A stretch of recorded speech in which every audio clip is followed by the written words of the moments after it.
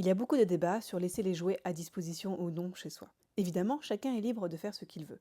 Voici ma façon d'utiliser les jouets chez moi avec mes chiens et les pensions. L'utilisation des jouets et la variété des jouets vont varier en fonction de votre chien. Par exemple, si votre chien est trop excité avec certains jouets, qu'il toque ou encore qu'il ne fait pas la différence entre un jouet et un chien, je préfère retirer les jouets compliqués, car cela ne sera pas bénéfique pour votre chien. Cependant, je laisserai toujours certains types de jouets ou os à mâcher à disposition. Chez moi, j'ai des jouets et os à mâcher à disposition dans des paniers adaptés. Cela permet au chien de se servir, mais également de faire de l'enrichissement.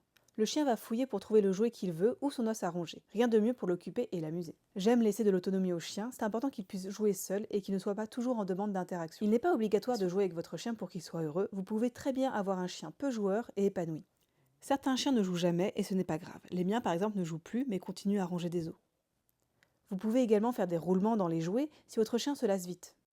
Vous pouvez garder des jouets de côté pour certaines occasions ou pour travailler avec votre chien. Je pense qu'il est tout de même nécessaire qu'un chien sache se maîtriser avec des jouets.